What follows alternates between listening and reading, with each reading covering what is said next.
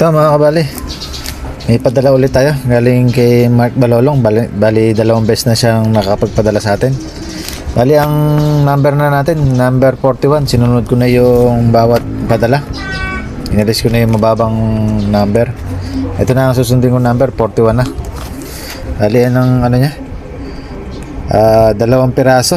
Yung Samos mahina, yung dilaw ikaw na bahalang umanap. Pero sabi ng bandang huli, rumirekta raw. Tapos yung Susan, nasunog ang fuse. Hanapan pa natin ng sira yun, bakit nasunog ang fuse.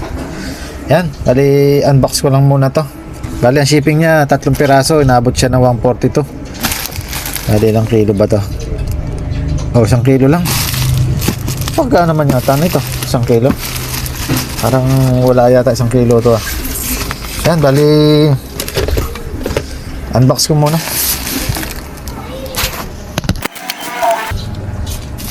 Bali 2 kilo pala siya pero mali yung nakalagay sa ano. Ang weight niya 1 kilo lang, pero 2 kilos siya. Galing Ito mga kabali yung unit ni Sir Balolong, Mark Balolong. Bali yung nakalagay sa pang-una niya, ito 858M. Bali ito ang sinasabing mahina. Ito naman yung sinasabi niya rumirekta. Ito naman yung nasunog ang fuse. Bali ang unahin na natin yung itong Samos. Ito yung number 1. Ito. Bali open ko na yung top cover.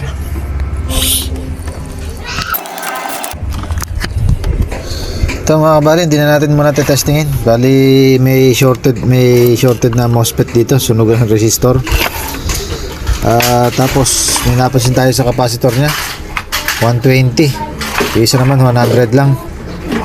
Tapos yung nilagay na capacitor ng electric pan, lumobo pa. Yan, lumobo. Sira na to. Yan, bali papalitan na natin yung mga dapat palitan dito. Bali mamaya na tayo mag-adjust ng lakas. Tanggalin ko muna siya sa housing niya.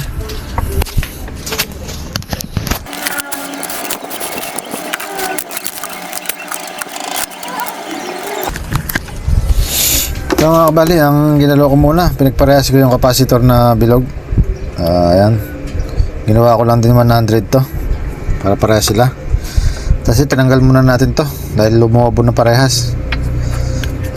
4UF yung nakakabit, nilagay ko yan pasamantala, pero i-upgrade pa natin to. Tapos yung shorted na isang MOSFET tinanggalan natin, saka yung resistor na sunog.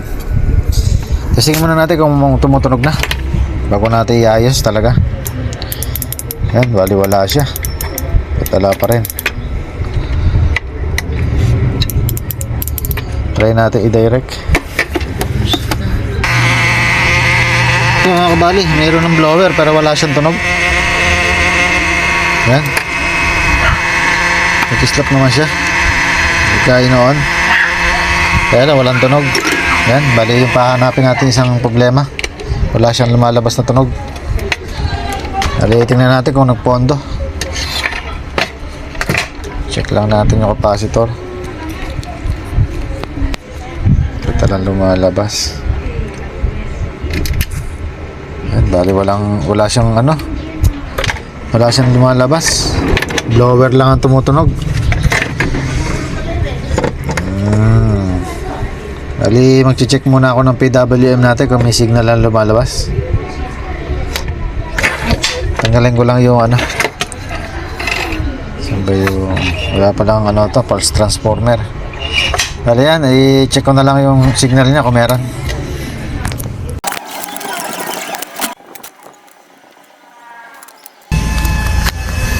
Bali ito mga bali, buo naman pala siya. Ibang klase pala yung ACR natin, hindi katulad ng mga inverter na mga nire-repair natin. Bali ginamitan siya ng transformer na maliit. Bali 2. Yan, bali ito yung flip-flop nya. Pag nakapix yung lakas nito, ang pwede na lang i-upgrade dito yung capacitor para tumaas yung voltage. Bali yan, ma-under naman siya. Yan, 1,000. Makakalaw siya ng 45 ampere.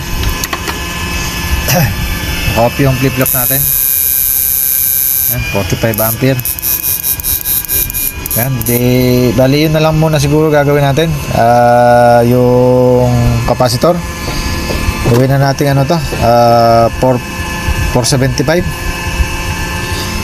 Yan, tapos balik na lang ako pagka napalitan ko na. So mga kabali, napalitan na natin yung capacitor natin na pasamantalang nilagay ditong 4. Ginawa na natin 4.75 UF. Tapos nagpalit na rin tayo ng yung spring natin. Mahina yung nakakabit. Tinanggal ko na. Bali, ito pa lang yung ginalaw natin. Yung capacitor, pinalitan natin. Yung lakasa, pinalitan din natin ng 20K. 50 to. Saka itong MOSFET na sunog. Shorted. Na tinanggal natin dito. Tapos itong capacitor nga na binaba natin. Pinagparehas natin 100. Yan. Testing natin. Ganito yung tunog niya ngayon. Yan, lakas. Ito natin flip-flop. Sagad.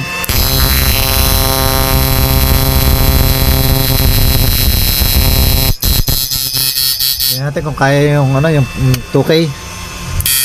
Kaya naman yung 4K. Ay 3K. At yung 4K. Ayaw. Hanggang lang. Tingnan natin kung kaya. Ayaw, hanggang 3K lang. 3K lang kaya. Hinaan muna natin. Tingnan natin kung kakayanin. Yan.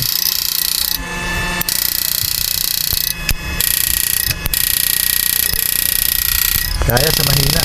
Yan. Try natin lakas. Napalo na sa 21 ampere. Yan, sa 4K yun. Ayos. Hanggang gano'n nag-iinit. Yan, nasasalat ko ng matagal. Ayos. Bali yun ang upgrade lang ginawa natin dito. Yung capacitor. Saka yung lakasan, pinalitan natin ng mas mababa para nakokontrol ng maayos. Yan. Saka yung pampalakas natin ng tunog. Yan ang ginawa natin dyan. Dali dito sa inverter na to, hanggang dito na lang. Yun lang ang upgrade ang ginawa natin. Dahil di naman natin kaya itaas pa ng gusto to. Iba kasi yung output nito sa ICR. Dali hanggang dito na lang.